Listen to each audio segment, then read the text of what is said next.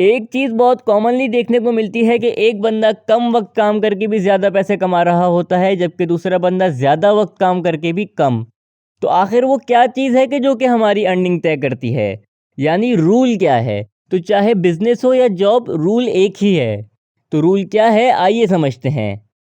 Note: government jobs and sensitive jobs like chief justice ये इस rule में शुमार नहीं होंगी, एज वो एक अलग कैटेगरी है।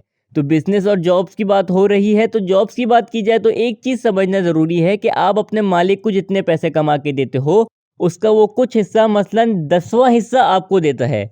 तो जिसकी तनख्वाह ज़्यादा होती है, इसका मतलब वो अपने मालिक को ज़्यादा पैसे कमा के दे रहा होता है। तो अब सवाल कि ज़्यादा पैसे कैसे कमाए जाते हैं, तो इसके लिए वो रूल काम करता है। तो रूल है क्या? रूल है कि आप फिक्स अमाउंट ऑफ टाइम में कितने ज़्यादा लोगों को अपनी सर्विस देते हो, ये तय करता है आपकी अर्निंग। अब इस रूल को एक मिसाली कैरेक्टर सर जाबिर के एक्सपीरियंस से समझते हैं।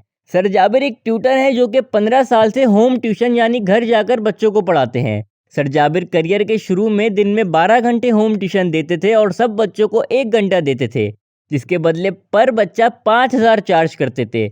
अब एक अहम बात यह कि सर जाबिर ने एक अपार्टमेंट ढूंढा हुआ था जिसमें उनके ये 12 के 12 बच्चे थे। अब पहले तो सबको वो अलग अलग उनके घर पर 1-1 घंटा पढ़ाया करते थे और 12 घंटे पढ़ाने पर महीने के 60,000 कमाते थे। पर एक दिन उन्हें ख्याल आया कि यार टेक्निकली मेरा एक बच्चे पर 10 मिनट खर्च होता है। बच्चा 50 मिनट या तो लिखता रहता है या कुछ याद करता रहता है। मेरे सिर्फ 10 मिनट या तो चेक करने पर या कुछ समझाने पर खर्च होते हैं। तो उन्होंने क्या किया, 6 बच्चों को 1 घंटे में एक ही बच्चे के घर पर पढ़ाना शुरू कर दिया। अब वो 1 घंटे में 6 बच्चों को पढ़ाकर 5,000 के हिसाब से ही 1 घंटे के 30,000 माहाना कमाने लगे। और उन्होंने क्या किया, ऐसे ही और अपार्टमेंट ढूंढे और 12 घंटे में हर घंटे 6 बच्चों को पढ़ाने लगे। अब 12 घंटे के 72 बच्चे हो गए और 5,000 के हिसाब से 3,60,000 हो गए। यानी बात सिंपल है कि कितने नंबर ऑफ इंडिविजुअल्स को हम अपनी सर्विस देते हैं या फिर कितने ज़्यादा लोग हमारी सर्विस से फ़ायदा उठाते हैं, ये तय करता है हमारी अर्निंग। अब ये रूल हर जगह के लिए सेम है। अब मिसाल के तौर पर कोई ब्रांड है कपड़ों का, उसकी कोई फैक्ट्री है, उसमें कोई दर्जी का काम करता है। अब ये बंदा मंथली 50 कपड़े सीता है, यानी बेसिकली ये 50 बंदों को अपनी सर्विस प्रोवाइड करता है। अब इस 50 बंदों को सर्विस प्रोवाइड करने से इसका मालिक 2.5 लाख रुपए कमाता है। तो 2.5 लाख का अगर वो 10वां हिस्सा इसको देता है तो वो 25,000 रुपये बनता है और यही तकरीबन लेबर की तनख्वाह होती है। अब इसी तरह कोई न्यूज़ एंकर है और वो बहुत ज़्यादा पॉपुलर है, उसकी रेटिंग बहुत ज़्यादा आती है। उसके चैनल ने उसके प्रोग्राम के दरमियान इश्तिहार लगाने की फ़ीस मंथली 2.5 करोड़ रुपये रखी हुई है।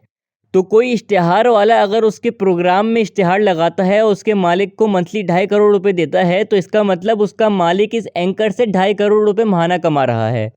तो उसका अब वो 10वां हिस्सा भी दे तो वो 25 लाख रुपए बनता है।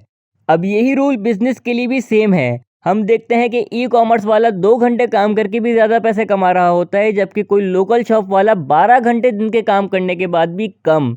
क्योंकि लोकल शॉप वाले के 12 घंटे दिन में काम करने के बाद भी टोटल नंबर ऑफ कस्टमर्स कम होते हैं, जबकि ई कॉमर्स वाले के 2 घंटे काम करने पर भी टोटल नंबर ऑफ कस्टमर्स ही ज़्यादा होते हैं। क्योंकि लोकल शॉप वाले के कस्टमर ज़्यादा से ज़्यादा उस एरिया के लोग होंगे या ज़्यादा से ज़्यादा उस शहर के लोग होंगे, जबकि ई कॉमर्स वाले के लिए एरिया या शहर की लिमिट ही नहीं है। इसी वजह से उसके टोटल नंबर ऑफ कस्टमर्स ही ज़्यादा होते हैं।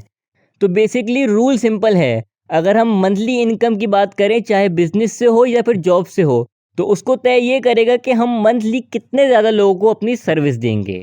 उम्मीद है कि रूल सबको समझ आ गया होगा।